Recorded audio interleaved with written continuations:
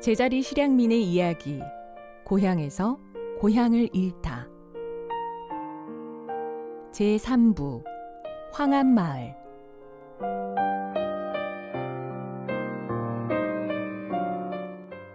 우리 황성동은 아침마다 일출을 보는 거예요. 여러분들이 간절곶이나 대왕암에 1년에 한 번 가는데 그 우리 황성동 경우는 매일매일 일출을 보는 거예요.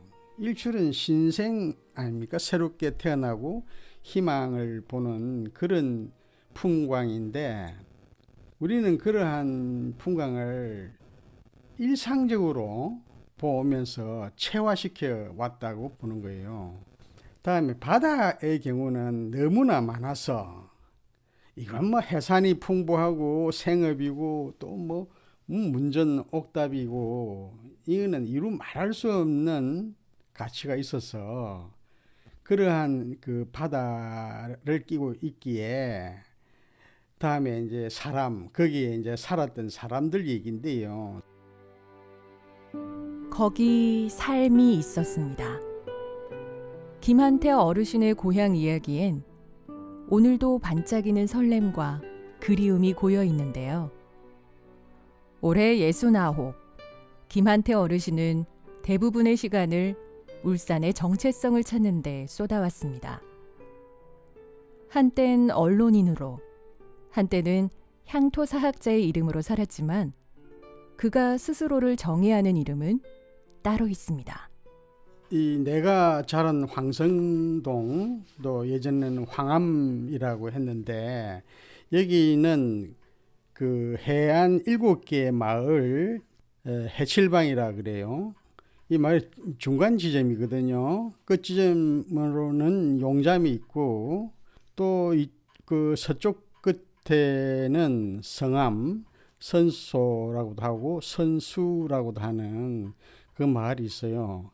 그러니까 황암은 그 가운데에 있는데 거기에서 나는 이 고향을 잃은 사람입니다. 고향 한가운데서 고향을 잃은 사람. 김한태 어르신은 제자리 실향민입니다. 여전히 나고 자란 울산에 살고 있지만 그의 고향은 사라졌는데요.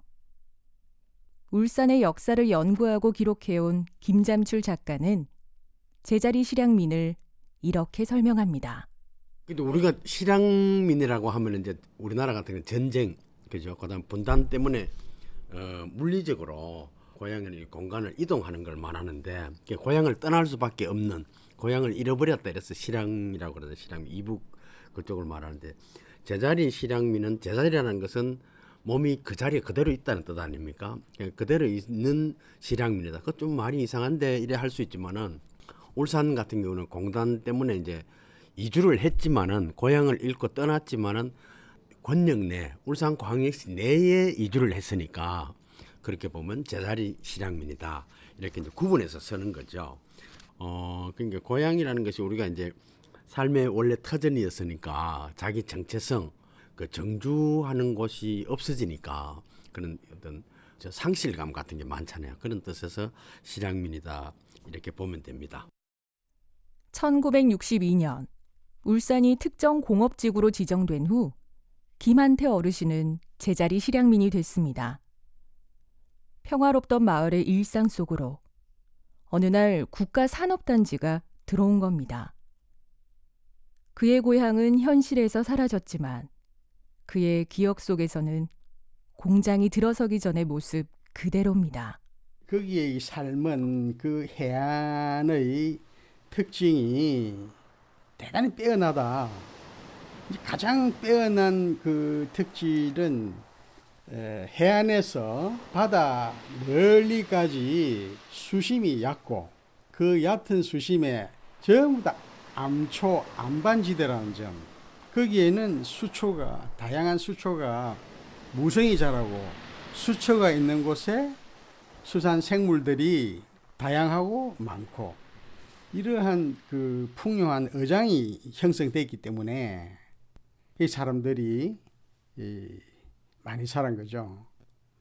거기 이 황성동의 삶은 기본은 반농 반업, 그 중에서도 업이 강조됐는데, 업은 이제 해조류 채취하고 이제 어선 고기잡이 이렇게 나뉘어지죠. 또 그 중에서도 해조류가 또 강점을 가지고 있어요. 여기 이 해산의 주종은 미역, 2번이 참몰, 그 모자반이라 그래요. 3번이 뭐 곰피. 그 다음에 이제 해녀들이 이제 주로 작업하는 천초, 우뭇가사리, 뭐 명주도박, 서실, 뭐 이런 것들이 풍요하다. 뒤로는 든든한 들이 있고 앞으로는 풍요로운 바다가 있던 마을에서 황한 사람들은 소박하지만 평화롭게 살았습니다. 누런 바윗돌, 황바우가 훤히 보이던 바다는 어른들의 일터였고 아이들의 놀이터였죠. 난 청각을 내가 직접 따먹은 적이 있는데, 청각을 초등학교 6학년 때는 뭐 물속에 짬방구 해서 청각을 따가지고 엿장수 집에 가져가면은 엿을 줬거든요. 난 그때 맨 처음 그 생산 작업을 하고 보상을 받은 그 기억이 있어요. 김한태 어르신의 인생에서 빛나는 조각으로 남은 그 시절은 오래가지 못했습니다. 1962년 9월 산단 착공을 하면서 남구와 동구에 살던 사람들은 마을을 떠나야 했는데요. 서로 형님 동생이라 부르던 다정했던 이웃들은 흩어졌고 소녀는 놀이터를 잃었습니다. 그렇게 무정한 시간이 흘러갔습니다. 고향에서 가져왔죠. 고향에 이게 드물단 말이에요. 이 시계 이름도 레귤레이터라고 이름 붙여놨어요. 이 미국에서 가져온 건데, 옛날에 신과 미싱이라고 그 틀을 가져올 때 요것도 같이 갔는데, 그 아직도 지금 100년이 다 돼가는데도 지금 똑딱거리잖아요. 어느새 수십 년의 시간을 흘렀지만 그리움은 흘러가지 않았고 고향을 떠났지만 그는 고향을 떠나지 못했습니다. 짧아서 더 찬란했던 시절은 세월을 거스르는 강력한 기억으로 남았습니다. 저는 개인적으로 고향을 잃은 상실감 중에 큰 것 중에 한 개가 이 요드 향기를 못 맡는 거예요. 나는 바다에 가면은 그 향긋한 냄새를 맡는데 주로 해안 갯가에 풍락초들이 막 그 엉켜가지고 섞잖아요.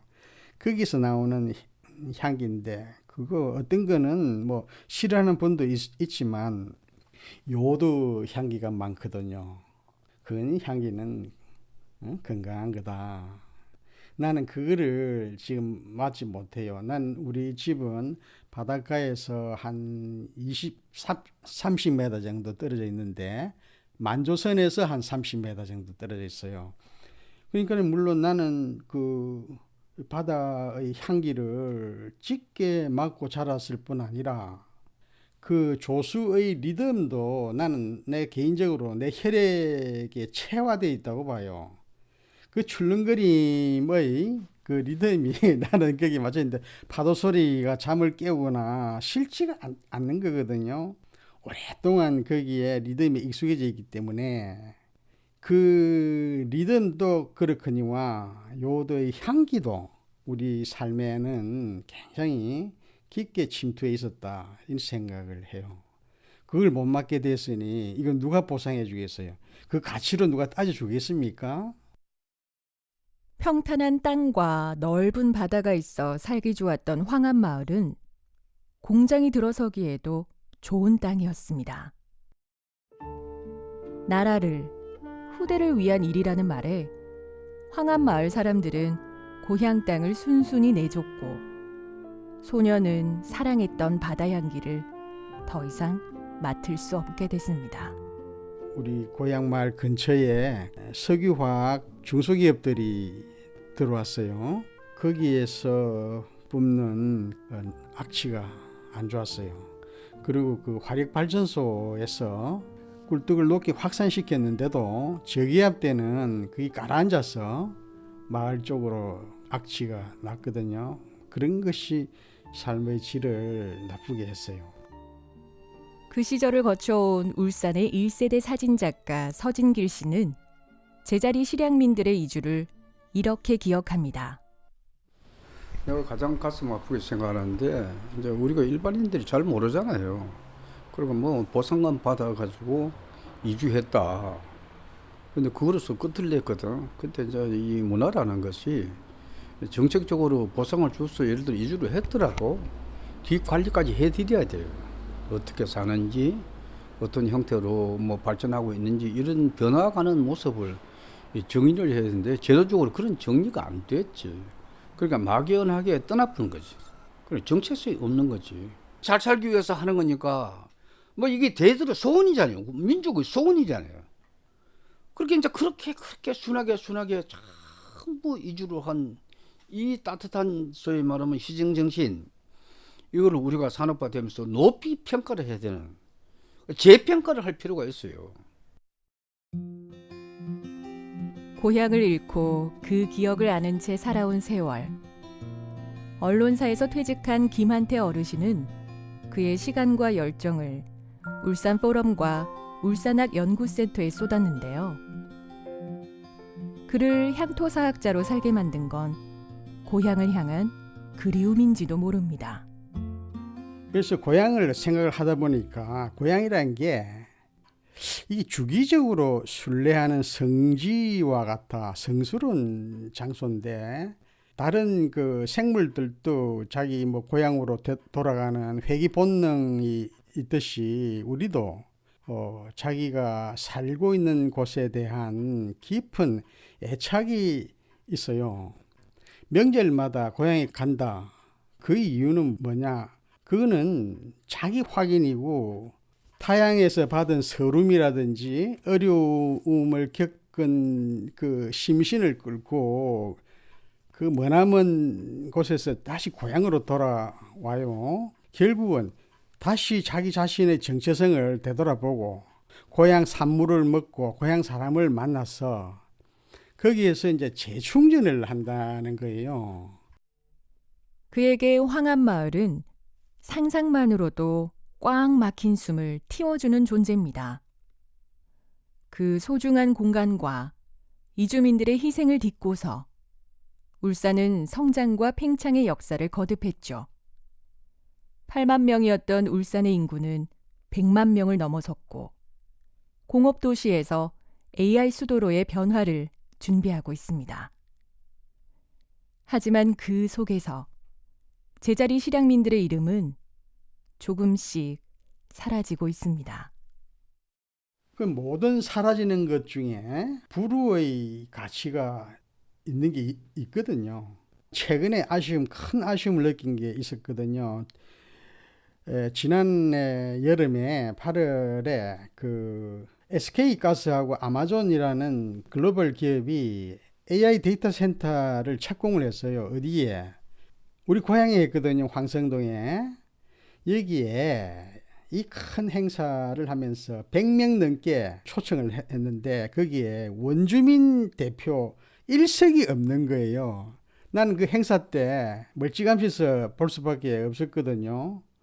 그 봤는데 나중에 행사 마치고 들어가 보니까 초청자 명단이 거기 쭉 있는데 아무리 봐도 거기에 원주민 대표 한 사람은 없는 거예요.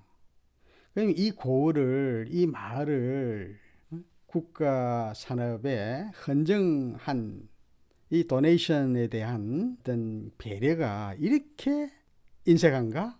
참 아쉽더군요. 참 아쉬운 마음 먹고 내가 돌아왔고요. 고향에서도 사람들의 기억 속에서도 밀려난 제자리 실향민들. 그들의 이야기를 담은 망향비에는 뽀얀 먼지가 쌓여가고 있습니다.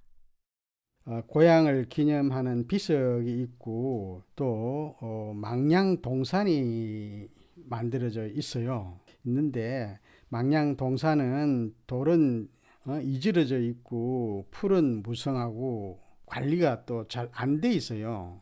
만들기만 해놓고 후속 관리가 안 돼 있는 점 이거 아쉽고 또 나는 개인적으로 옛 기억을 이어줄 흔적이 가급적이면 지금 현재라도 남아있는 것은 좀 보존해 줘야 되겠다. 우리 고향을 대표하는 바위의 특질이 있는데 이 바위는 뭐 화강암도 아니고 사실은 내가 알기로는 뭐 안산암 계열인데 이 바위가 지금 그 화력발전소 배출구 앞에 조금 남아 있어요. 돌출돼 있는데 고향에서 고향을 잃었기에 더 애틋하고 가까이 있지만 닿을 수 없기에 더 간절한 마음. 김한태 어르신의 이야기는 언제나 황암마을에서 시작해 황암마을로 끝을 맺습니다. 그 푸르고 푸른 기억 속에서 그는 오늘도 바다를 사랑한 한 소년으로 돌아갑니다. 잘피를 까먹기도 하거든요.